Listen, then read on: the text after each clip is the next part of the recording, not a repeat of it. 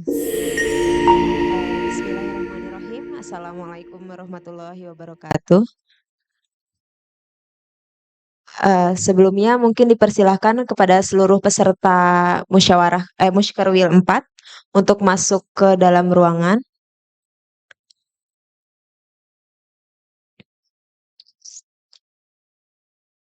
Bismillahirrahmanirrahim. Alhamdulillahirabbil alamin.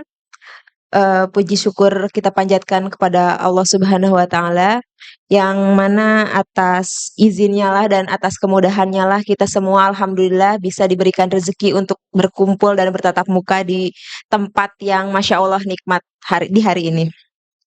Salawat serta salam semoga terlimpah curah kepada junjungan kita, kekasih kita, Nabi kita Muhammad SAW, kepada keluarganya, kepada sahabatnya, kepada tabiin tabiatnya, dan semoga sampai kepada kita selaku umatnya.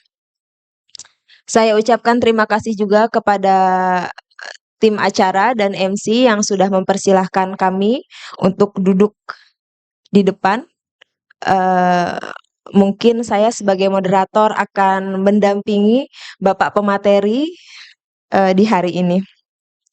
Sebelum masuk ke materi inti, izinkan saya memperkenalkan dulu siapa Bapak yang duduk di samping saya.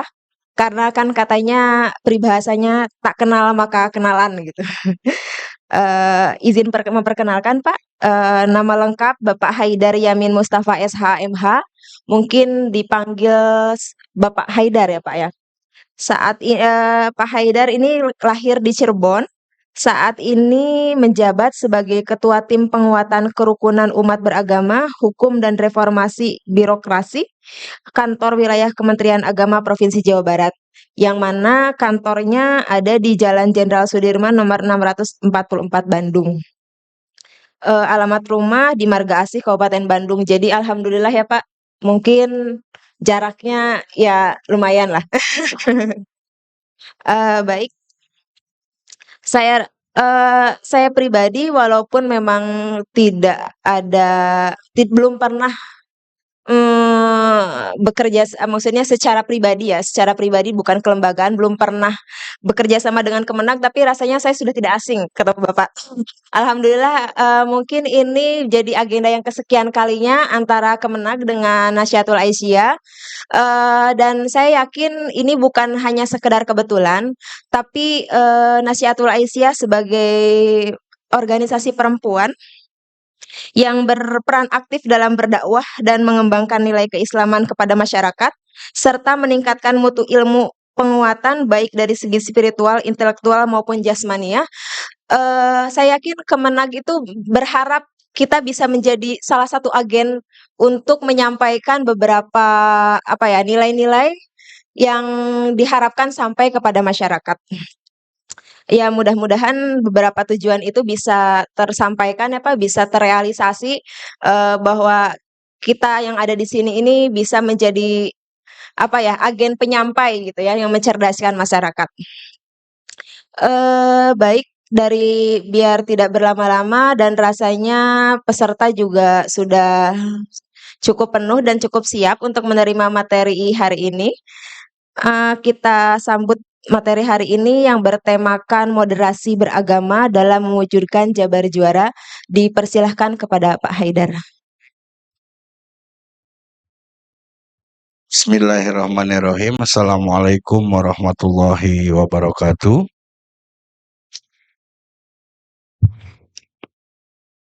Bismillahirrahmanirrahim. Alhamdulillahirabbil alamin. Nahmaduhu wa nastaghfiruhu wa mawala. Wala haula wala quwata illa billah amma ba'd. Yang kami hormati pimpinan wilayah Nasyatul Aisyah beserta segenap pengurus dan seluruh peserta musyawarah wilayah tahun 2023. Muswil yang keberapa ini, Bu? Ke-14. Udah lama ya. Usia organisasinya sudah matang ya, berarti 97. 97 tahun usia. Baik. Terima kasih, kami dari kantor wilayah telah dilibatkan dalam kegiatan momen penting ini, di mana seperti tadi disampaikan bahwa Kementerian Agama pasti memiliki banyak mitra. Secara organisasi besarnya Muhammadiyah, Nahdlatul Ulama, Persis, Malaul Anwar, dan lain-lain. Itu adalah mitra kita. Namun, seperti juga telah disampaikan oleh Menteri Agama, Gusmen, bahwa Kementerian Agama itu bukan hanya Kementerian Agama umat Islam, tapi Kementerian Agama semua agama. Terkait dengan Jabar Juara Lahir Batin, Jabar Juara Lahirnya pemerintah provinsi dan pemerintah daerah kabupaten kota dengan segala program pembangunan bidang ekonomi, bidang sosial, bidang pendidikan, mencakup pertanian, perdagangan, dan lain-lain, itu mungkin sudah kita rasakan. Tapi batinnya, agar Jabar bisa juara, ini perlu dukungan dari semua stakeholder.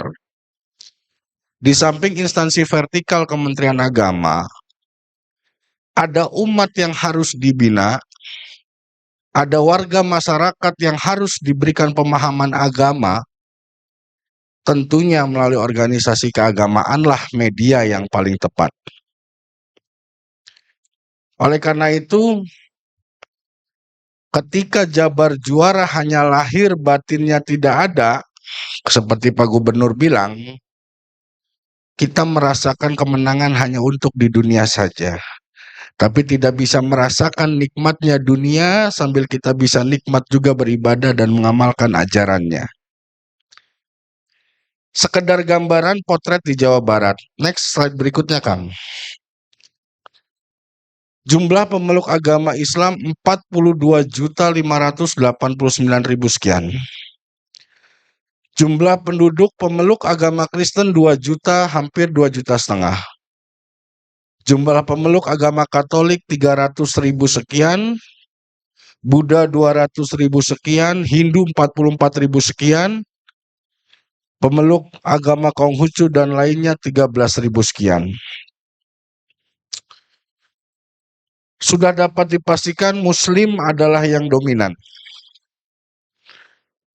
Tapi yang sering terjadi di Jawa Barat, nanti kita akan buka hasil data surveinya,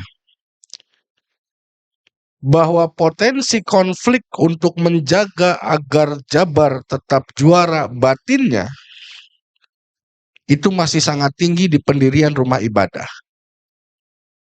Coba kita berkaca. Next slide-nya, Kang.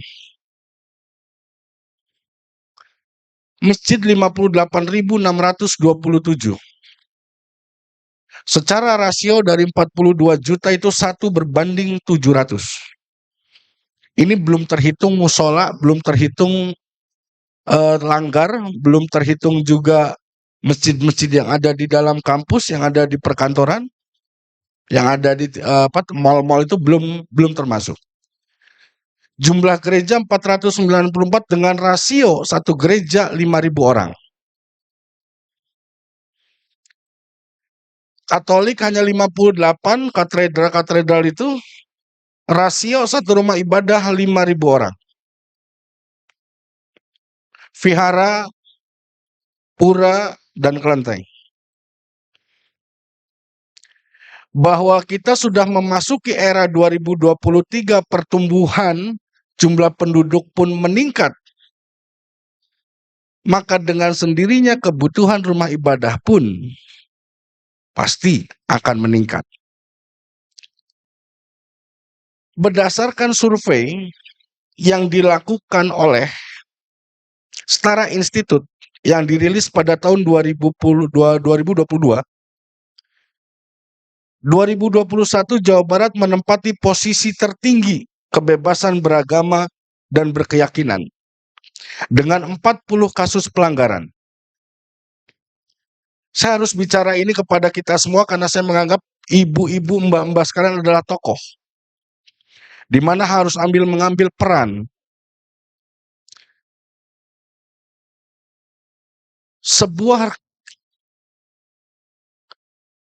Ada perubahan pergeseran di masyarakat ketika kita merasa ingin eksklusif.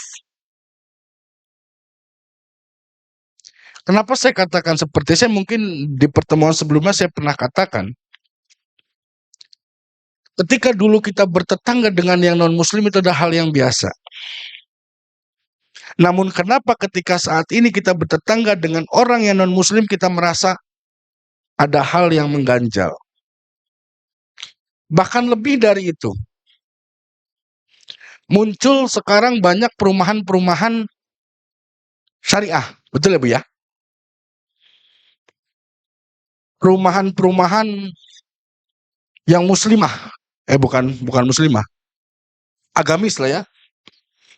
Islami. Madani. Madani dari kata Madinah. Di mana ketika Rasulullah hijrah ke Madinah dan disepakati ditandatangani Piagam Madinah, di mana Rasulullah sudah membolehkan dan menjamin mereka yang Yahudi, yang Nasrani untuk hidup berdampingan dengan Muslim. Tapi kenapa di perumahan yang namanya Madani, bahkan mereka mau tidak memperbolehkan umat non-Muslim untuk tinggal di situ? Bahkan rumahnya tidak boleh dijual kepada non-Muslim. Ada apa dengan masyarakat Indonesia saat ini? Apakah untuk beribadah harus Muslim semua? Tidak. Kalau kita mau ngikutin ajaran Rasul, Rasul telah mencontohkan dengan penandatanganan Piagam Madinah.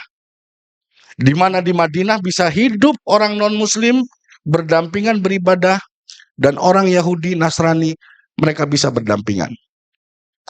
Pergeseran inilah yang masih menjadi tanya besar di dalam kehidupan bernegara dan bertetangganya kita. Nanti kita akan bahas lebih jauh soal eksklusivisme itu. Next yang berikutnya, Kang. Jawa Barat akan menghadapi ini, Bapak Ibu sekalian. Tantangan kehidupan beragama adalah masih rendahnya tingkat pemahaman, penghayatan, dan pengamalan ajaran agama. Siapa lagi kalau kami dari pemerintah tidak meminta tolong kepada organisasi kemasyarakatan untuk membantu memberikan pemahaman kepada umatnya. Kami punya penyuluh agama PNS, penyuluh agama non-PNS, yang masuk ke majelis taklim. Tapi itu pun di era sekarang, di era disrupsi ini, untuk datang ke pengajian aja punten-punten. Luar biasa godaannya, betul ya Bu ya? Entah dimulai dari seragam yang gak sama jadi malu untuk datang ke pengajian, betul? Cung, yang punya seragam pengajian macam-macam. Ada ya? Nggak ada, bebas. Tapi ada juga toh di wilayah kita, di lingkungan kita, yang kalau pengajian seragamnya harus sama, dan ketika seragamnya dicuci atau lagi basah, kita nggak datang ke pengajian gara-gara seragamnya beda, kan gitu. Ditambah lebih mudah belajar agamanya dari YouTube. Bukan Yuyun, YouTube. Punten yang namanya Yuyun ya. Karena kita bisa mendengarkan ceramah, bisa mendengarkan ilmu agama dari YouTube sambil masak, sambil bebersih rumah, sambil nyetrika, sambil nyusuin anaknya. Betul ya Bu ya? Sudah dimudahkannya kita untuk mengupdate ilmu agama, tapi kita lupa keilmuan dari si penceramah itu. Paham ya Bu ya? Keilmuannya itu sudah bergeser Bu. Sekarang karena tenar, karena followernya banyak, hayu kita ikut nonton. Tapi kita lupa bahwa di lingkungan rumah kita, di organisasi kita, itu ada penceramah, ustadz, tokoh yang secara keilmuannya mumpuni dan sudah tidak diragukan, bahkan sanad ilmunya nyampe ke Rasulullah. Tapi kita lupa dan nggak mau, males untuk datang ke pengajian. Ah, Bapak mah bisa aja. Saya juga termasuk yang kadang seperti itu. Setiap saya pulang malam, saya mau tidur, saya sempet-sempetin nonton YouTube sampai ketiduran. Walaupun ceramahnya ceramah ya apa sajalah. Tentang cerita-cerita hari ini. Oleh karena itu, dalam rangka meningkatkan pemahaman ajaran agama kepada umat kita, kepada lingkungan kita, siapa lagi kalau bukan tokoh-tokoh yang hadir di sini? Kalau NA secara kepengurusan dari wilayah ke kabupaten ada tingkat kecamatannya nggak? Tuh, tingkat desanya ada lagi nggak? Ah itu. Jadi ini merupakan kalau menurut saya ini jejaring sosial yang baik. Bahkan kalau mau bikin MLM ini bonus sukses ini pasti. Saya nggak tahu apa. Ya maksudnya untuk ekonomi umat kan, boleh. Oh kami di Dharma Wanita juga kadang, ibu kerudung sama, dari pusat sampai daerah sama, kan gitu. Tapi tujuannya ekonomi umat dong, kan gitu. Boleh. Oleh karena itu, kita memulai dari keluarga dan lingkungan untuk meningkatkan pemahaman ajaran agama. Yang berikutnya, masih banyaknya aliran sempalan. Mata saya nih masih muda tapi udah ini ya. Sesat dan tindak kekerasan. Oke. Kita fokus ke sempalannya. Lagi booming sekarang apa Bu yang di Indramayu? Al-Zaitun ya. Saya juga termasuk yang di-SK-kan oleh gubernur masuk ke dalam tim itu. Kalau mau lihat saya di YouTube-nya Al-Zaitun ada tuh, saya lagi di dalam ruang, tapi di belakang posisinya. Apa maksudnya? Aliran sempalan yang nyata-nyata diatur di dalam regulasi dan dinaungi urusannya oleh tim pakem namanya. Tim pakem itu di bawah Kejaksaan Negeri, Kejaksaan Tinggi. Ada contohnya yang viral dan mengakui bahwa dirinya bukan Islam, dirinya adalah Rasul, dirinya adalah Tuhan penerima apa? Nabi penerima wahyu. Itu sudah banyak, Bu. Di Jawa Barat sudah banyak. Di Garut Selatan, Garut Lautan itu ada. Ada yang dari Garut sini? Ada ya Bu ya? Dulu teh siapa itu? Saya pernah Sensen Komara ya Bu ya? Asyhadu alla ilaha illallah. Sensen Komara Rasulullah kan gitu syahadatnya ya Bu ya? Itu sempalan itu Bu. Apakah itu masih ada? Masih Bu, masih berkembang Bu. Masih ada. Oleh karena itu, inilah tantangan-tantangannya. Salah satu contoh Panji Gumilang, kita belum tahu apakah nanti bisa vonis MUI menyimpang atau bagaimana, tapi prinsipnya MUI adalah sebuah lembaga yang terdiri dari ormas Islam. Ketika organisasi Muhammadiyah punya keterwakilannya di MUI. Matlaul Anwar ada keterwakilannya di MUI. Jadi ketika MUI sudah mengeluarkan fatwa, itu sudah organisasi besar Islam dan organisasi Islam yang ada di Indonesia tergabung di dalam MUI. Nah, mereka yang tidak tergabung dalam organisasi Islam, ya pasti mereka akan menolak MUI. Ketika saya, ibu, kita secara haluan mungkin kita ke Muhammadiyah, ada keterwakilannya di sana. Tapi ketika fatwa MUI itu dikeluarkan, misalkan dikatakan sesat atau apapun, itu pimpinan kita di atas sudah dengan jelas dan dengan dasar-dasar hukum agama menyatakan itu. Bahkan kemarin ketika di Kejati, tim Pakem, sekretaris PW Muhammadiyah, Kang siapa itu namanya, ikut hadir membahas Al-Zaitun. Lalu yang berikutnya, ekstremisme merasa kelompoknya yang paling benar. Nah ini saya aneh nih Bu, fenomena sekarang nih Bu. Dulu pengajian mau model apa aja kita tidak pernah saling menyalahkan ya Bu ya. Yang Muhammadiyah pengajian ya ongko-ongko. Tara nyalahkeun NU. NU ge tara nyalahkeun Muhammadiyah, betul ya? Bahkan mereka para tokoh ini saling gogonjokan, apa sih? Saling bercandaan. Tapi kenapa sekarang banyak nih? Ini saya minta jawaban ya. Kenapa sekarang banyak penceramah yang berani menyesatkan apa ya? Kelompok lain. Itu siapa ya? Dari mana datangnya gitu ya? Yang jelas di sini nggak ada. Di Muhammadiyah itu nggak ada mereka. Dia ormas-ormas yang sudah berdiri lama di Indonesia, mereka nggak akan begitu. Sering sekali. Dan itu terkadang memancing dan membuang energi kita untuk menanggapinya. Emosi kita kadang suka terpancing. Nah, oleh karena itu, ketika ada orang yang ada satu kelompok yang sudah merasa dirinya benar dan menyalahkan kelompok lain, bahkan membid'ahkan, mensesatkan, bid'ah, dolalah, finar, betul ya? Bahwa perbuatannya itu akan nanti ke neraka gitu ya. Itu dulu kita nggak pernah melihat, tapi sekarang banyak. Ini bahan diskusi aja. Bagaimana menghadapi kelompok-kelompok yang selalu menyesatkan dan mensalah-salahkan kelompok lain. Apakah itu terjadi? Silakan Ibu buka YouTube. Channelnya apa Pak? Nanti saya WA. Channel YouTube-nya. Tapi followernya banyak Pak. Banyak saya bilang. Ya. Lalu yang berikutnya, masih terjadi kesenjangan antara kesalehan ritual dengan kesalehan sosial. Ya. Hayu we salat, gedur, puasa, zakat, hayu.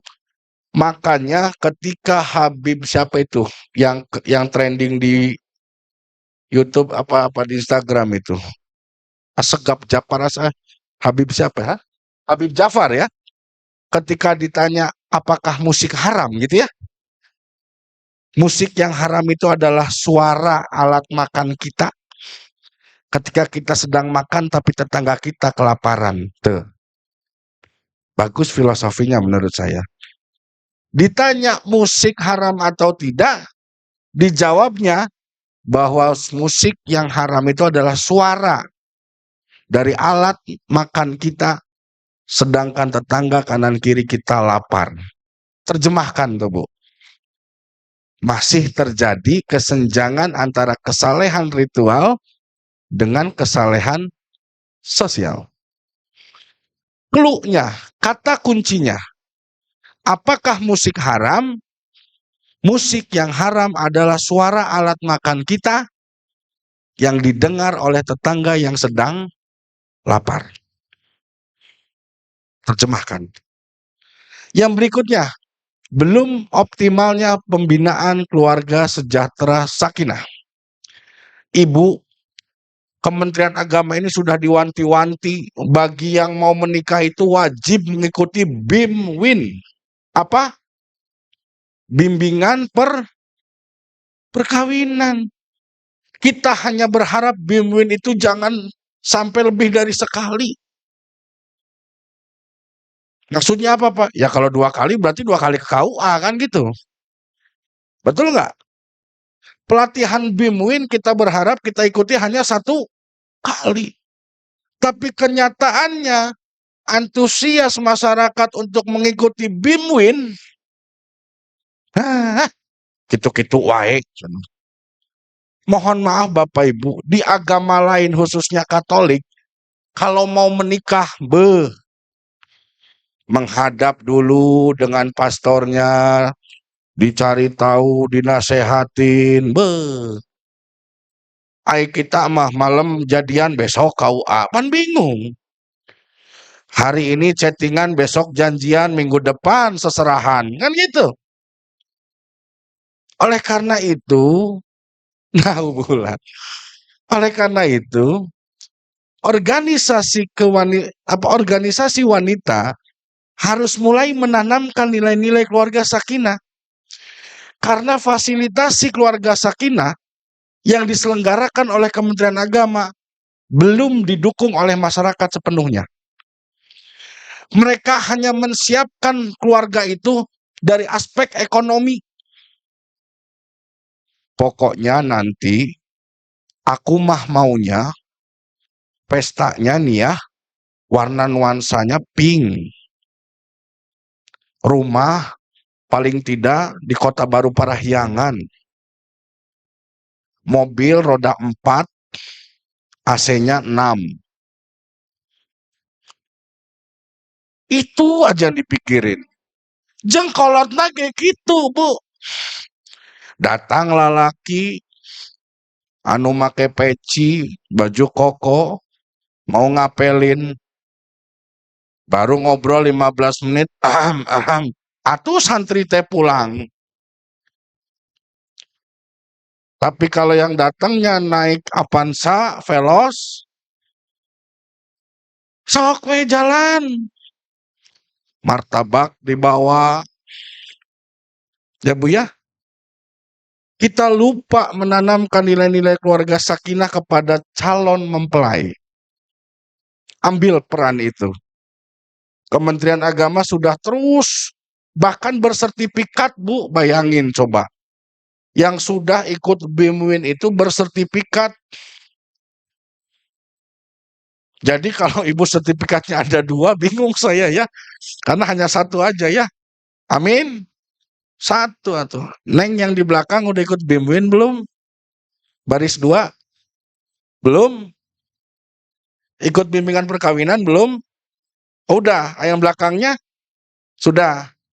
Nah yang belum siapa? Yang belum ikut BIMWIN di sini? Udah semua? Belum. Sudah. Itu. Hah? Nah itu. Bahwa kalau Neng mah sudah dapat BIMWIN dari keluarganya, dari organisasi sudah dapat bimbingan tentang keluarga sakinah, ke KUA-nya mah tinggal formalitas, yang penting dapat sertifikatnya.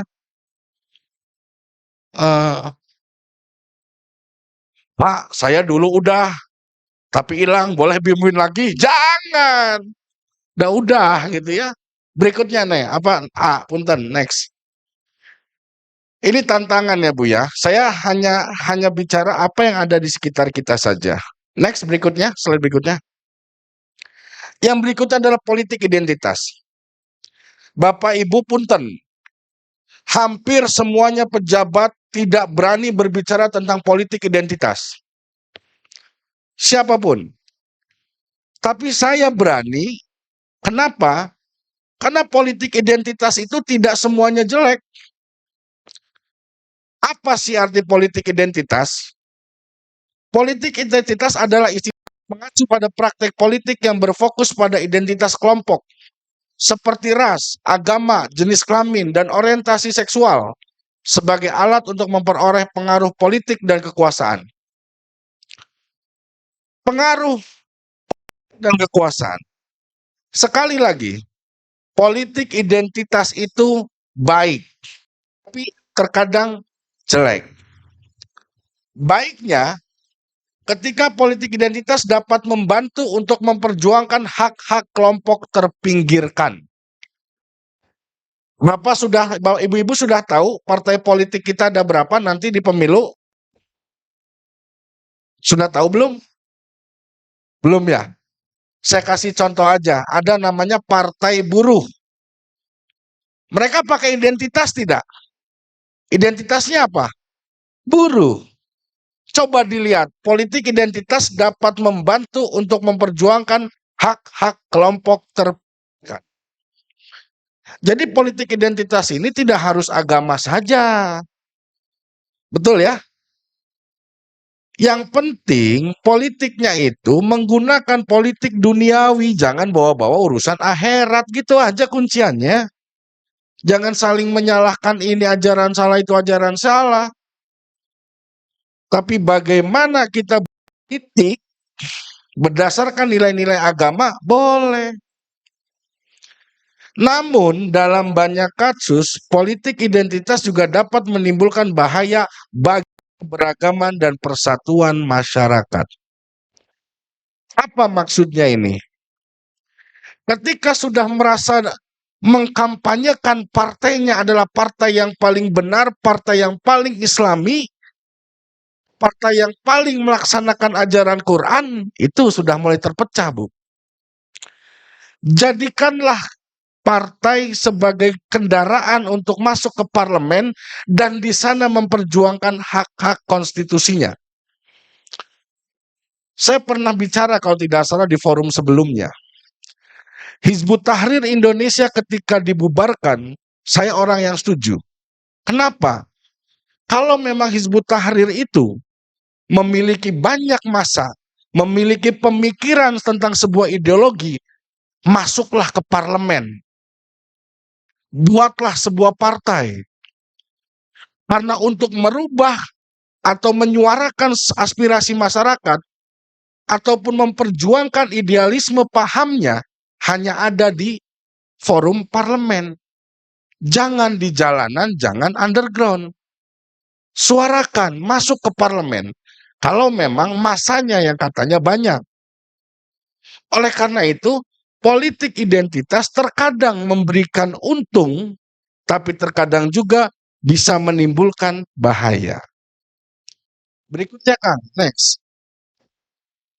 Nah, apa bahaya itu? Diskriminasi pemilihan dan pemisahan. Politik identitas berlebihan dapat memperkuat perasaan jahat kelompok, keburukan perparah masyarakat. Berikutnya, kebijakan yang tidak inklusif, politik identitas yang terlalu berfokus pada kepentingan, bisa dibaca lah ya ini ya, bahwa politik itu ada baik, ada buruknya.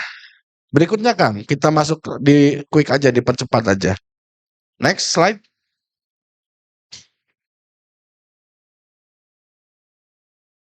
Next slide Kang, punten. Nah, Gus Menteri menitipkan jaga masjid-masjid kita dari politisasi dan intoleransi. Terlebih kita akan menyongsong tahun politik 2023-2024. Ini amanat dari Pak Menteri harus kami sampaikan. Berikutnya Kang. Nah, tokoh dalam upaya bina damai.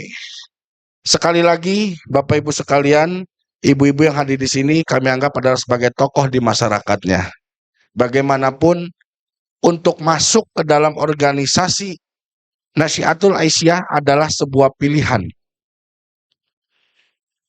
Untuk masuk menjadi anggota organisasi adalah sebuah pilihan. Maka pilihan inilah yang akan mengantar kita kepada pengabdian. Oleh karena itu, kami tidak sungkan mengatakan ibu-ibu sekalian adalah sebagai tokoh perempuan di wilayahnya. Karena bagaimanapun, dalam setiap forum apapun, mungkin akan diajak dan harus diajak dalam setiap pengambilan informasi-informasi yang ada di sekitar. Jadikanlah tokoh itu sebagai media yang informatif, edukatif. Next, berikutnya Kang. Berperan sebagai pemberi dan penyedia informasi yang bersifat edukatif. Mohon maaf Bapak Ibu, ibu-ibu sekalian, kita ini terkadang di masyarakat menjadi tempat pertanyaan, betul nggak? Sebagai contoh aja gampang gini. Kalau misalkan ada dalam sebuah kelompok pengajian, entah sebuah permasalahan bertetangga, mereka akan bertanya kepada kita. Berikanlah pemahaman-pemahaman yang rahmatan lil alamin. Karena bertebaran di bawah sana, saya katakan di bawah sana itu di masyarakat, informasi-informasi yang belum tentu diuji kebenarannya. Banyak sekali dalil-dalil Quran, hadis-hadis Rasul yang dikutip satu ayat, satu hadis untuk membenarkan satu kejadian, untuk membenarkan satu peristiwa, untuk membenarkan satu tujuan, banyak. Next, berikutnya Kang. Sebagai sarana konsultatif, berikutnya Kang. Advokatif, preventif, next saja Kang. Nah ini,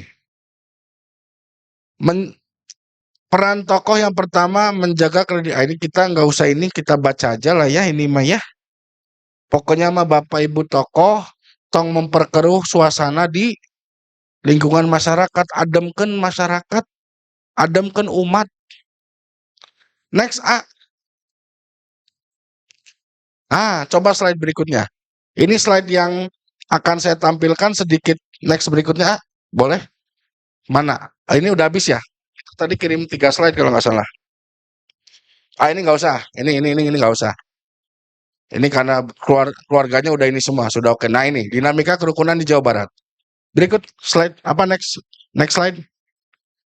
Nah ini, kami buka Bu.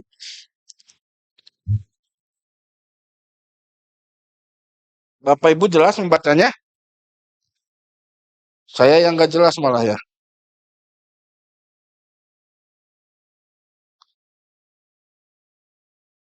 Oke. Indeks kerukunan umat beragama berdasarkan penelitian hasil Litbang Kementerian Agama, kita ada di posisi 24. Survei tahun 2022. Tahun 2020 kita di posisi 33. Bayangkan Bu, Jawa Barat indeks kerukunannya, nilai kerukunannya tahun 2022 sebesar peringkat ke-24 lah intinya ya. Next slide. Next slide. Nah ini. 5 provinsi dengan pelanggaran KBB terbanyak 2021. Hasil survei Setara Institut. 5 provinsi dengan pelanggaran kebebasan beragama dan beribadah terbanyak. Jawa Barat dengan 40 peristiwa. Disusul DKI Jakarta 26, Jawa Timur 15, Kalimantan Barat 14, Sumatera Utara 11 peristiwa. Bapak Ibu, batin umat yang ada di Jawa Barat masih belum juara. Kenapa? Karena indeks pelanggaran kebebasan beragama dan beribadahnya masih tinggi dengan 40 kasus pelanggaran. Baik yang sedang beribadah dibubarkan ataupun yang ingin mendirikan rumah ibadah didemo, bahkan persekusi terhadap mereka yang sedang beribadah. Jadi kalau mau juara Jabar lahir dan batin, rasa nilai batinnya harus bisa dirasakan oleh semua umat. Seperti yang tadi saya sampaikan, yang awal saya katakan, rasio rumah ibadah dan jumlah pemeluk agamanya, Muslim 1:700, Kristen dan Katolik 1:5.000. Tapi kan Pak, iya. Kalau bicara tapi kan Pak, mas semua juga tidak ada yang mau. Tapi berikan upaya solusi kepada mereka yang ingin mendirikan rumah ibadah dengan tidak terus melakukan perlawanan ataupun menghasut warga sekitar. Ini sering terjadi Bapak Ibu sekalian. Kami titipkan apabila di wilayah Bapak Ibu ada pendirian rumah ibadah, mohon untuk tidak bereaksi berlebihan. Ada dari Bandung Barat di sini Ibu. Ada Bandung Barat ya. Itu di belakang Kota Baru Parahyangan tuh apa ya? Desa apa itu saya? Tanjung Kerta atau apa? Kecamatan Saguling. Desanya tuh apa itu? Tanjung Kerta atau apa? Saya berbicara dengan warganya, akan ada pendirian rumah ibadah. Ibu-ibunya vokal, bagus menurut saya. Kami tidak menolak, tapi kami tidak diajak, apa bahasa Sunda mah, badami itu apa? Tidak diajak berbicara. Tidak diajak diskusi. Oke, berarti udah tahu kuncinya. Mereka tidak menolak, tapi mereka hanya ingin dirangkul untuk berbicara. Oke, diproses akhirnya kemarin. Nah, ada solusi-solusi seperti itu. Oleh karena itu, indikator batinnya masyarakat Jawa Barat juara, mereka bisa melaksanakan ibadahnya dengan nyaman dan dengan damai. Sekarang sudah juara batin belum, Bu? Pak, tuh 2021 surveinya masih begitu. Bukan saya yang bilang loh ya, hasil survei Setara Institute. Next berikutnya, Kang. Nah, di samping antar agama pun kita masih dikutak-kutak, bukan dikutak-kutak, berkutat-kutat di seputar masalah amalia ibadah seperti ini. Para pendiri kita, dulu-dulu senior-senior kita tuh udah nggak bicara begitu. Mohon maaf, saya pernah ikut sholat subuh di Indramayu, imamnya Profesor Amin Rais, doa kunutnya komplit, Bu.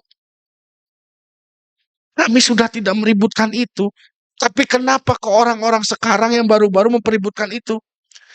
Seorang Glenn Sheikh Al-Azhar mengimami posisi tangannya. Profesor Dr. Alwi Shihab, posisi tangannya.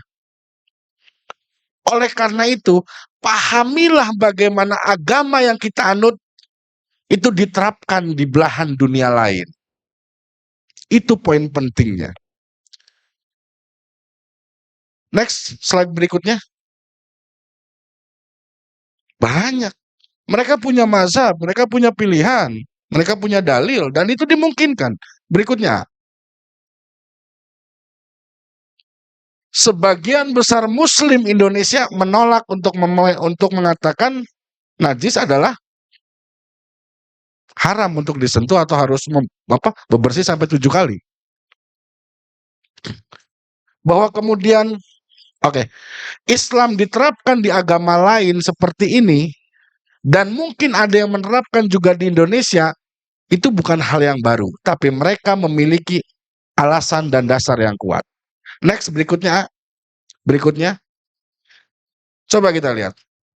Islam mana rumah ibadahnya yang paling benar menurut Rasul? Yang hijau itu di mana itu, Bu? Madinah.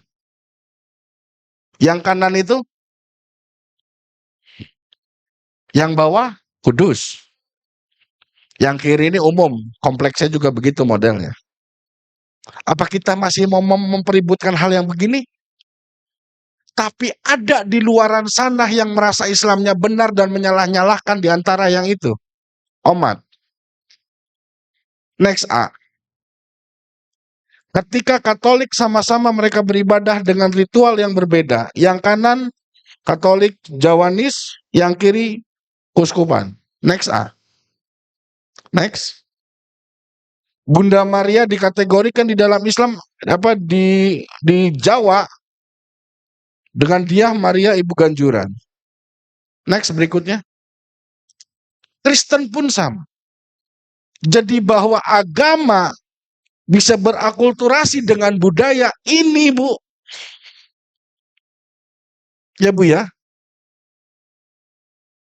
Jadi ketika sudah bicara begini, kenapa sih orang-orang yang baru-baru datang itu, yang merasa dirinya ilmunya banyak, selalu menebarkan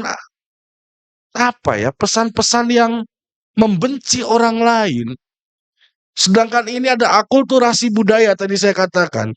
Islam di Arab, Islam di Mesir, Islam di tanah Jawa, Islam di Indonesia, dengan karakter seperti itu. Titip umat jangan sampai terpecah belah. Next berikutnya mungkin ini yang terakhir, pun hal yang sama Buddha. So, namun orang mah bingung, ibu Tuhanan mana Buddha nanu itu emas kan gitu ya. Tapi mereka pun fine-fine aja tuh. Walaupun ada benang yang mungkin sulit untuk dipersatukan di umat Buddha, tapi mereka saling menghargai. Next berikutnya. Hindu. Sebelah kiri itu Taj Mahal ya. Kanan Hindu Bali. Next berikutnya. Nah, bagaimana kita bertoleransi yang selama ini? Oh iya, betul. Gak apa-apalah, kita taruh di dalam hati aja. Yang penting hati kita toleransi, Bu. Harus bisa bergeser menjadi toleransi yang lebih aktif. Toleransi yang awalnya kita pasif memaklumi, nggak masalah, biarkan, gitu ya, biarin aja lah, nggak apa-apa, fine-fine aja kita, baik-baik aja. Hanya berkutat di toleransi di dalam hati, mulailah kita berarah menuju toleransi yang bersifat aktif. Dalam bentuk sebuah gerakan, entah nanti akan membangun forum komunikasi lintas iman atau dialog komunikasi lintas iman, itu adalah satu upaya toleransi pasif menuju toleransi aktif. Kita harus mulai membangun komunikasi dialog-dialog dengan lintas iman. Karena disitulah kita akan menemukan toleransi yang awalnya hanya di dalam hati diri saja. Itu kita bisa menuju sebuah toleransi yang bersifat aktif. Kalau kita sudah mendengar makna agama dari semua ajaran agama yang ada di Indonesia. Next berikutnya. Nah, sebelumnya next.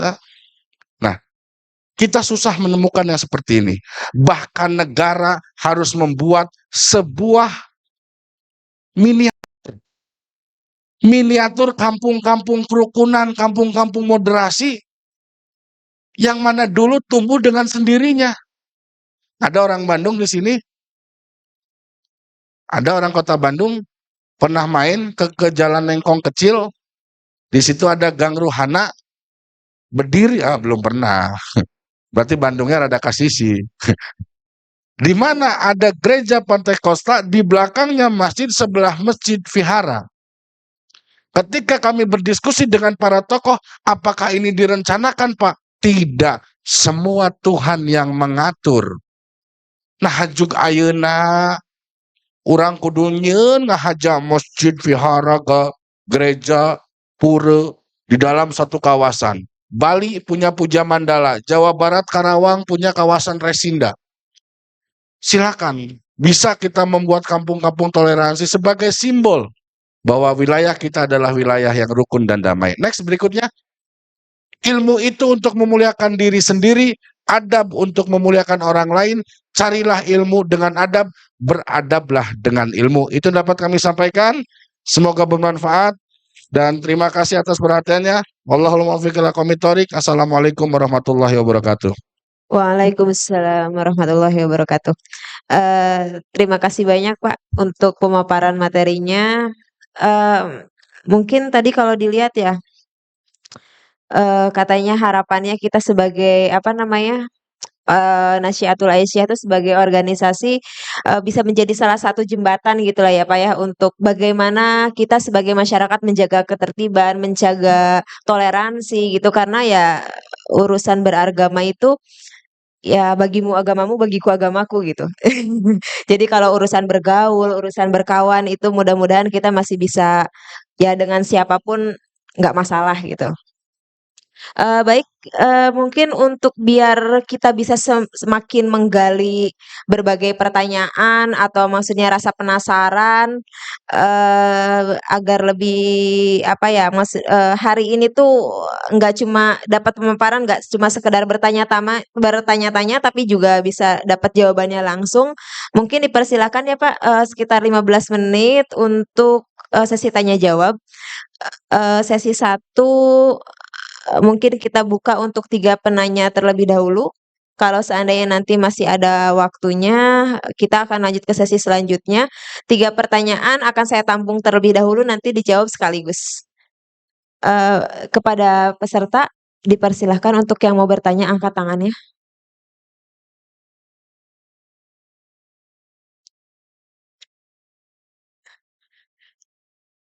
Kayaknya ada door prize tadi loh Teh, disediain Teh.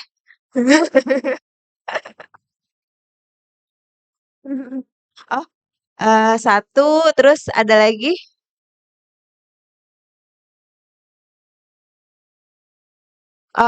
Mungkin kita satu dulu ya, biasanya kadangan kalau udah ada satu yang bertanya, yang lain juga, "Oh iya ya, baru keingetan," gitu. Agak bingung ternyata masalah itu. Eee, s iya satu apa? Silahkan bisa memperkenalkan diri dulu ya Teh, namanya siapa, berasal dari daerah mana, terus masuk ke pertanyaannya. Siap. Bismillah, Assalamualaikum warahmatullahi wabarakatuh. Nama Karwati dari PDNA Kabupaten Sumedang. Sebelumnya saya ucapkan terima kasih Bapak atas paparannya ya tadi tentang moderasi beragama. Berikut dengan permasalahan-permasalahannya yang ada di masyarakat kita sekitar. Yang menjadi pertanyaan dan agak sedikit menggelitik bagi saya ya Pak ya. Tadi kan sempat disinggung terkait belum optimalnya pembinaan keluarga sejahtera atau sakinah. Salah satu upayanya kan ada apa tadi Teh? Binwim. Binwim, teteh-teteh, saha acan, bimbingan, prani jujur saja saya belum pernah Pak sebetulnya, makanya agak, "Oh zaman kita mah belum," cenah Bapak, "di zaman iraha Bapak ada Binwim." Soalnya saya juga belum dan teman-teman juga ada yang belum. Itu yang pertama mungkin ya, kapan mulainya dan, selanjutnya mungkin jikalau, teman-teman atau mungkin, rekan-rekan yang sudah mengikuti Binwim pun, mungkin peluang untuk ada kesenjangan di keluarga sedikit, bisa ditekan mungkin ya. Tapi yang lebih mirisnya gitu, Binwim ikut Binwim gitu ya Pak ya, tapi kadang kala pas prak-prakan mah panginten nya di bumi masing-masing, ada kala, karena apa, meningkatnya teknologi, yaitu ini ya, si kecil imut ini gitu.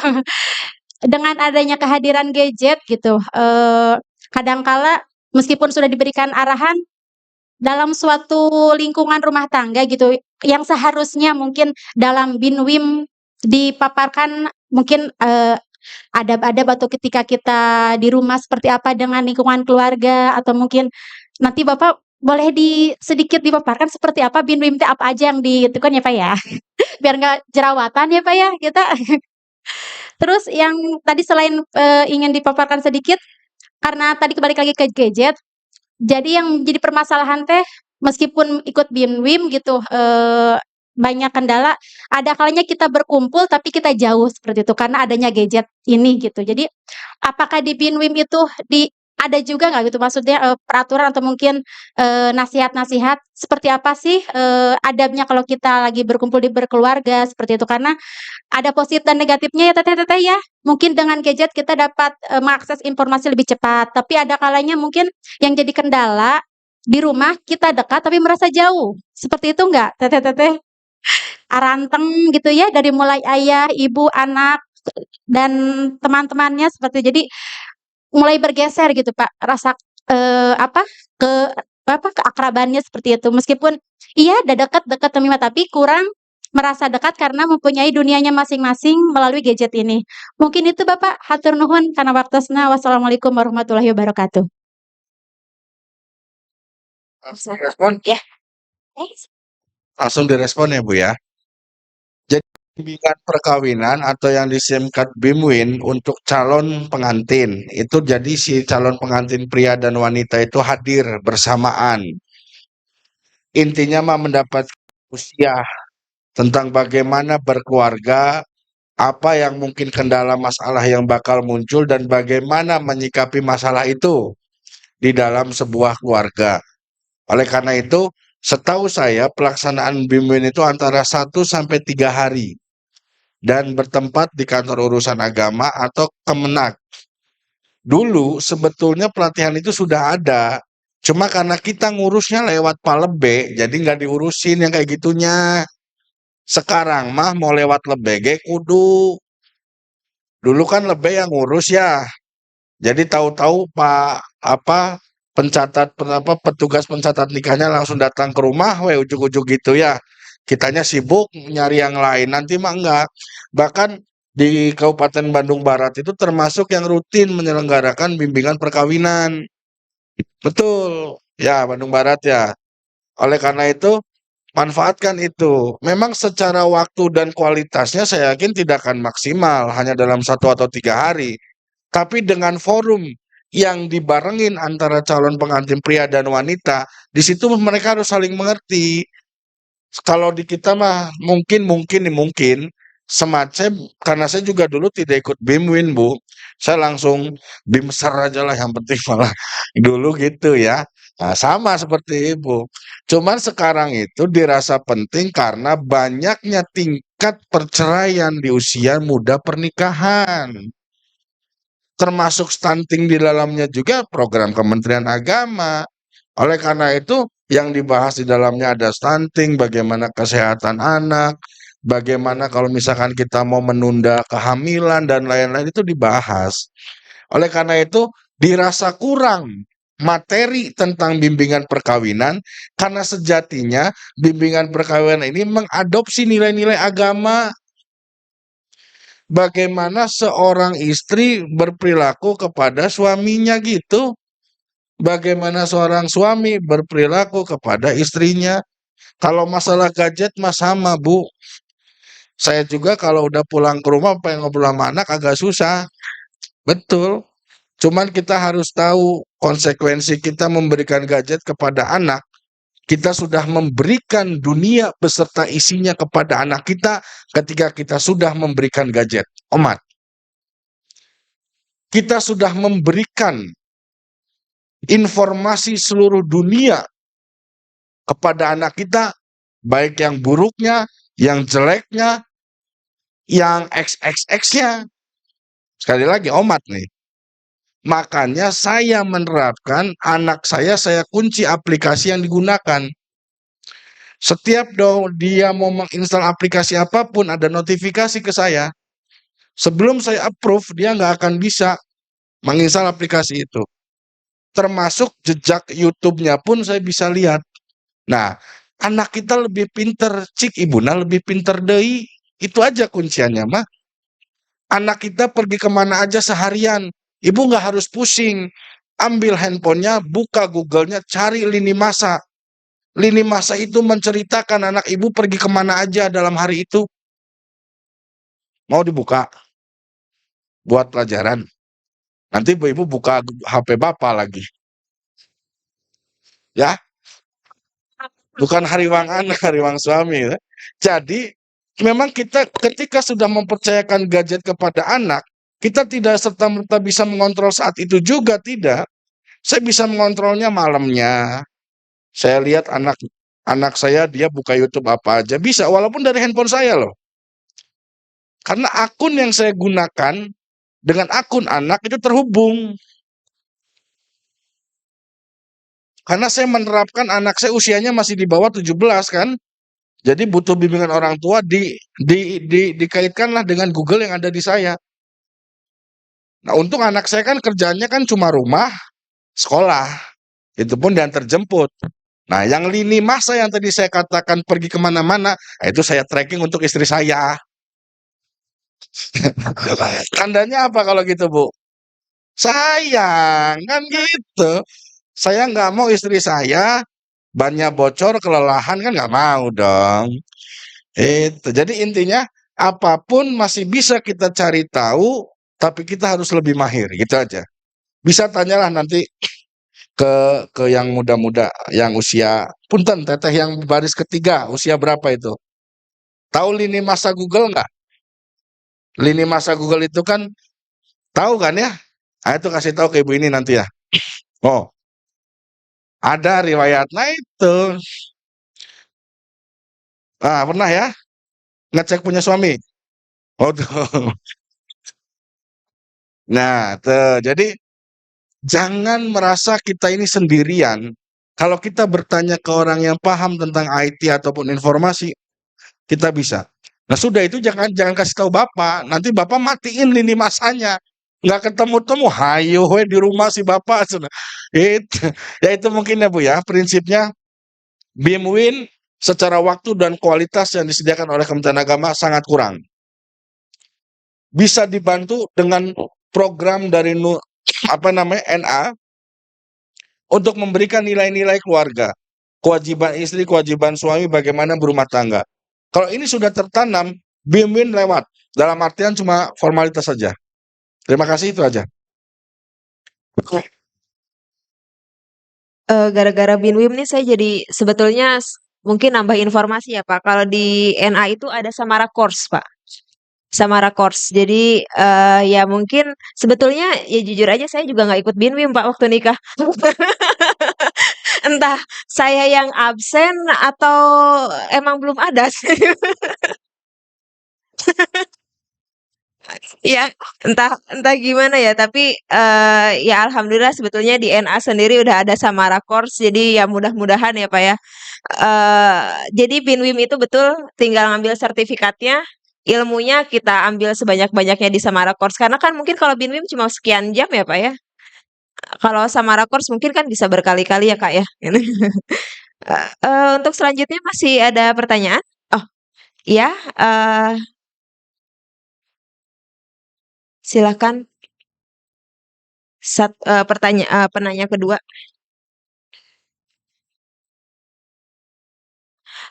Perkenalkan diri ya Teh, namanya siapa dan asalnya dari mana?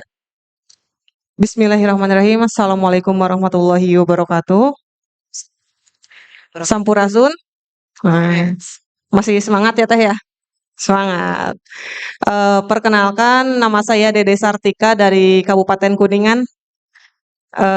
Jadi yang tadi Teh Piki bilang ya, ada Samara Corp. Di Kuningan sendiri, kita di NA itu ada kayak semacam advokasi pernikahan. Bisa pranikah dan selama masa pernikahan. Jadi membuka layanan curhat untuk para istri, Pak. Karena saya yakin ibu-ibu di sini sebetulnya ketika curhat itu tidak membutuhkan feedback sebetulnya. Cuman hanya butuh didengarkan ya, gitu. Dan itu ternyata sangat berpengaruh gitu kan. Hampir 80% tingkat stres ibu-ibu itu berkurang dengan curhat, ngobrol gitu kan. Dan kita juga ingin menyadarkan gitu, karena termasuk di Kabupaten Kuningan sendiri kemarin itu semasa COVID angka perceraian itu kan sangat tinggi sekali, termasuk usia-usia muda, usia-usia pernikahan muda atau karena pernikahan muda gitu. Dan bahkan kita juga dengan Ibu Bupati itu sepakat untuk 2325 gitu kan. Jadi seminar pranikah itu jadi wonderful of marriage gitu. Jadi bagaimana kita menggambarkan bahwa pernikahan yang indah itu bukan hanya didorong jadi nikah itu kita memberikan motivasi, terutama di sini anggota-anggota dari NA Kuningan ini kan kebanyakannya teman-teman dosen gitu. Jadi mereka punya mahasiswa yang dimana fase itu tuh lagi menggebu-menggebunya gitu kan. Padahal kita suka bilang bahwa nikah itu bukan mengejar trennya, bukan mengejar bukan mengejar deadline-nya, bukan mengejar mewahnya gitu. Tapi kita memberikan asumsi kepada teman-teman bahwa menikah itu ya tadi gitu, mengejar berkahnya gitu kan. Jadi nggak peduli sekarang umur misalnya udah deadline nih 28 gitu kan. Mereka nikah tuh karena terburu-buru gitu. Nah, jadi mungkin ke depannya untuk bimbingan juga di pemerintahan bisa diadakan juga bimbingan pasca nikahnya gitu teh Pak. Gitu. Jadi tingkat stres dan permasalahan itu justru muncul itu setelah menikah kan? Betul ya? Betul. Jadi makanya saya bilang ke adik-adik yang di sini yang belum nikah, pesan satu lagi, adik, cinta tidak selamanya indah, Dek, gitu. Saya nggak bertanya Pak, saya cuma menyampaikan perspektif saya dan asumsi saya gitu bahwa bimbingan pasca menikah itu sangat penting gitu. Apalagi banyak sekali lah godaan-godaan setelah menikah, apalagi kasus-kasus perselingkuhan, peropis atau misalnya ekonomi gitu. Itu sangat harus diantisipasi lah. Mungkin ke depannya ada program juga dari pemerintah untuk menunjang program tersebut gitu. Hatur nuhun sebelumnya. Wassalamualaikum warahmatullahi wabarakatuh.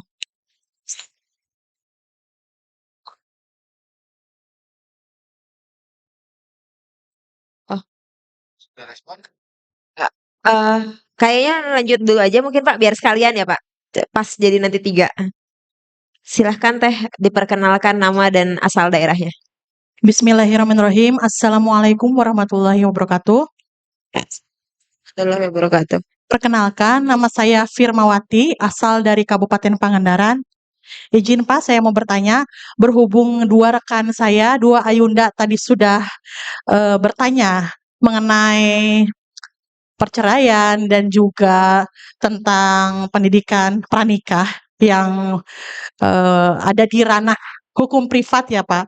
Mungkin saya akan sedikit menarik benang merah ini ke ranah hukum publik yang masih ada kaitannya dengan modernisasi beragama. Begini Pak, jika kita mengingat tanggal 14 Februari 2024, yakni tanggal pemilu, nah tentu kita juga harus merefresh ingatan kita bagaimana pemilu 2019 begitu sangat meninggalkan luka psikososial bagi bangsa ini, di mana bangsa ini terbelah menjadi dua, cebong dan kampret, bagaimana terjadi politisasi agama, bagaimana kita terbelah saling menghina, ada negatif campaign, ada black campaign di sosial media, itu sangat melukai bangsa ini. Bahkan saya masih teringat dan barangkali lukanya masih ada. Nah, dengan nyatanya hari ini kita masih menggunakan undang-undang yang sama dengan ketentuan presidensial threshold yang tinggi. Ini artinya kemungkinan besar akan ada 2 calon presiden kembali, Pak. Dan akan kembali terulang mungkin head to head sehingga bisa jadi politisasi SARA ini akan terjadi lagi di 2024 maksudnya. Nah, bagaimana Pak untuk mengantisipasinya? Bagaimana caranya supaya tidak terjadi adanya cebong dan kampret, adanya politisasi SARA. Nah, adakah program dari Kementerian Agama yang bisa bergaining dengan kami sebagai organisasi Putri Muhammadiyah? Terima kasih Pak. Albiru manitaku, wassalamualaikum warahmatullahi wabarakatuh. Direspon ya, 2 ya? Ya, Izin. sekaligus Pak. Ya, ini yang pertama memang saya gini. Bahwa kemudian pasca pernikahan muncul masalah, betul. Gini Bu, tadi saya sepakat nih, bahwa namanya orang punya masalah itu cuma didengarkan aja udah rasa plong gitu ya. Betul, saya akui. Bahkan terkadang kalaupun bertanya, itu cuma untuk memastikan pilihannya aja, memperkuat pilihan dia gitu loh. Enggak sebenar, udah cukup itu aja. Gitu kan? Coba kalau kita bicara rasi bintang nih, ada yang Scorpio nggak di sini? Ibu tahu bintangnya apa, Scorpio atau apa, tahu nggak coba? Ya, ini tuh kelahiran 60 semua, enggak kan? Enggak kan? Mbak, bintang apa? Taurus, Aries. Ada Scorpio nggak sini? Ada. Coba Scorpio, rek diomong kumaha ge da hese. Heeh, we pokoknya mah ikutin aja. Karena dia hanya butuh untuk diyakinkan saja. Ya, kita bicara kekiniannya ya. Karakter seseorang bicara dari rasi bintang gitu kan ya. Kalau yang Libra gimana? Itu seru loh kita berbicara begitu. Dan di awal-awal pernikahan bahkan di usia awal untuk masuk hamil bahkan pasca kehamilan melahirkan, itu hampir setiap orang mengalami baby blues. Betul nggak? Di mana kita merasa sendiri. Ayam mitoha tara mere sangu. Orang kudu masak sorangan. Untung ada Gojek kan gitu ya.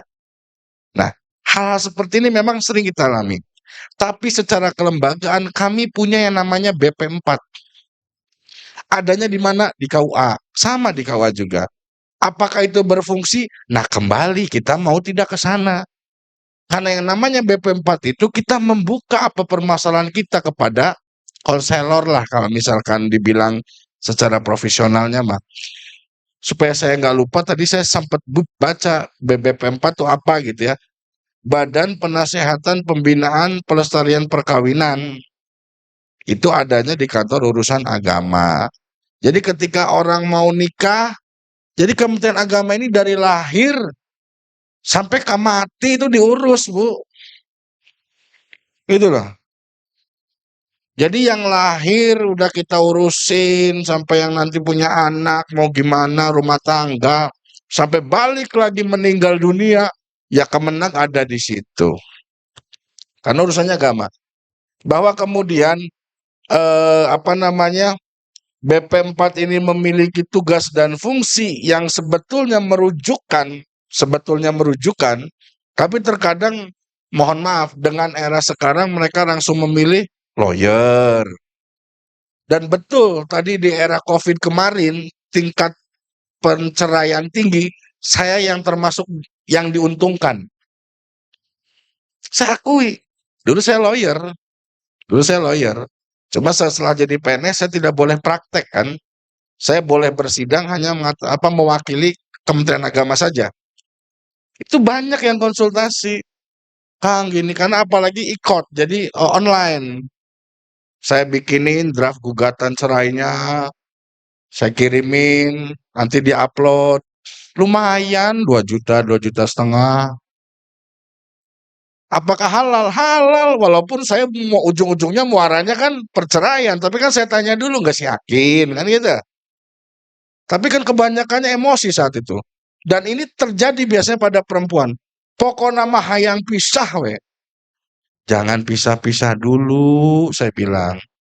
Itu rumah atau nafkah, wah enggak butuh nafkah mah gampang, kampret. Giliran udah pisah, heehnya anak. Bicaralah baik-baik, tenang, calling down dan nikah mah cuma apa?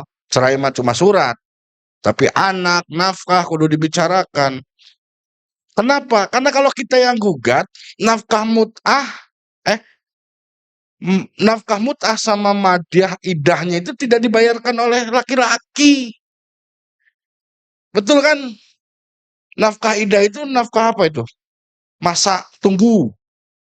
Nafkah mut'ah itu nafkah terhutang. Nafkah madyah itu nafkah hadiah. Kekudu. Aya geus bubar cerai cicilan motor saha nu mayar aya eueuh. Ya, jangan egois. Tapi prinsipnya ada, Kementerian Agama sudah menanggung itu. Manfaatkan. Dan baby blues itu sering dialami. Pun My Honey Bunny pun merasakan baby blues itu. Ya. Yang berikutnya, cukup ya Teh ya? Kalau kurang boleh di belakang ngobrol lagi. Yang berikutnya saya sepakat kita punya apa namanya? Punya sejarah di 2019. Head to head dan berdampak. Jangankan bicara yang soal level nasional. Kita masih ingat kejadian Ahok yang di mana saat itu pilkadanya di mana? Jakarta. Yang berangkat ke Jakartanya dari mana? Jawa Barat. Ya. Bahkan saya punya satu cerita orang Soreang, Minantu jeung Mitoha teu silih akur gara-gara nu hiji pro si Ahok ditahan, yang satu wah diskriminasi segala macam. Caranya bagaimana Kementerian Agama? Itulah kami yang coba menerapkan dengan moderasi beragama.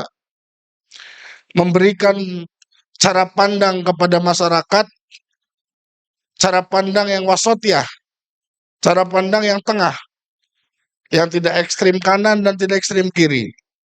Ekstrim kanan apa Pak? Ekstrim kanan itu ekstrim yang baik.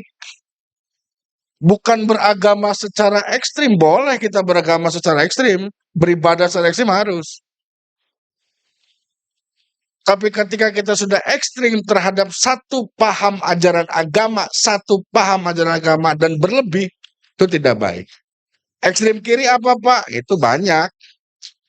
Dia ada apa namanya itu radikalisme, ada apa itu, PKI itu komunis. Oleh karena itu, dengan moderasi beragama itu kita coba hadirkan. Memang Kementerian Agama punya program moderasi beragama menanamkan nilai wasatiyah, nilai yang seimbang, tengah, lurus. Kita tidak ikutkan di lempeng aja pemikirannya. Jangan apa ya, jangan terlalu ekstrim ke kanan dan ke kiri. Namun sosialisasinya masih terbatas. Saya akui. Kami ASN Kementerian Agama pun belum 100% diberikan pemahaman moderasi beragama secara utuh. Karena pelatihan moderasi beragama secara utuh harus mengikuti jam pelajaran 28 jam. Apakah bisa NA menjadi mitra? Bisa. Kita akan lihat program kalau untuk 2022 kami beberapa kali bersama pemuda Muhammadiyah, Kang siapa itu? Kang Reza. Kang Reza, lalu bersama kalau dari Ansornya tuh Kang kita sering itu di 4 forum. Di 4 forum kita, selalu ini kan. Nah, tapi kalau itu perwakilan dari PWNA juga ada yang hadir. Nanti di 2023 kita lihat bolongannya kayak apa sih gitulah yang bisa dikerjasamakan. Prinsipnya Kementerian Agama ini ngikut pusat. Kami di Kanwil kan harus sami'na wa ta'na ya Bu ya. Menteri bilang moderasi beragama, oke. Menteri bilang haji ramah lansia, ngagurudung nu geus 60 dihajikeun kan gitu. Jabat tidak boleh ada pendamping ya Bu ya. Karena kalau haji yang 60 ada pendamping, ini ganggu antrian sebetulnya Bu, memang betul. Mereka harusnya haji, tapi karena ini umur 60 bawa pendamping. Ini antriannya jadi nggak beres-beres. Akhirnya yang utama yang ini dulu, lansia dan yang sudah berhak. Itu. Jadi prinsipnya moderasi beragama itu program dari Kementerian Agama yang saat ini ditanamkan ke seluruh ASN dan stakeholder. TNI Polri di beberapa kota Cirebon dan Kabupaten Cirebon. Ada kota Cirebon di sini, Bu? Ada ya? Kota Cirebon itu dari Polsek Seltim, Mundu kita libatkan, Kabupaten Cirebon, Arjawinangun, Jamblang, Palimanan itu kita kerjasamakan. Itu saja mungkin jawabannya. Terima kasih Pak untuk penjelasannya untuk 3 pertanyaan. Karena mengingat waktu juga sepertinya udah bablas. Alhamdulillah nggak kerasa kalau memang dinikmati gitu. Mungkin sebelum ditutup mau minta closing statement-nya dulu Pak. Sebelum kita berakhir minta closing statement-nya dulu. Nanti lanjut ditutup dan mungkin setelah itu ada penyerahan cindramata dari pimpinan wilayah Nahdlatul Aisyah. Dipersilahkan Pak. Baik, closing statement dari kami adalah Bapak Ibu, Ibu-ibu sekalian, selaku tokoh wilayahnya masing-masing, kami titipkan nilai-nilai kerukunan yang sebetulnya sudah ada sejak dulu, namun sekarang terasa luntur, bahkan sudah hilang. Budayakanlah terus nilai toleransi, karena itulah yang akan membawa Indonesia semakin berprestasi. Itu saja, terima kasih. Wallahul muwaffiq ala aqwamit thoriq. Assalamualaikum warahmatullahi wabarakatuh. Waalaikumsalam warahmatullahi wabarakatuh. Alhamdulillah kita sudah sampai di akhir materi untuk hari ini. Mungkin dari saya sendiri juga dicukupkan sekian. Mudah-mudahan dari materi hari ini bukan cuma mendapatkan ilmu, tapi kita juga bisa meraih pahala yang sebanyak-banyaknya. Amin ya rabbal alamin. Sekian dari saya sebagai moderator. Wabillahi taufiq wal hidayah. Wassalamualaikum warahmatullahi wabarakatuh. Mungkin nunggu dulu Pak, ada cindramata yang akan diserahkan oleh Ketua PWNA. Dipersilahkan Teh Dewi.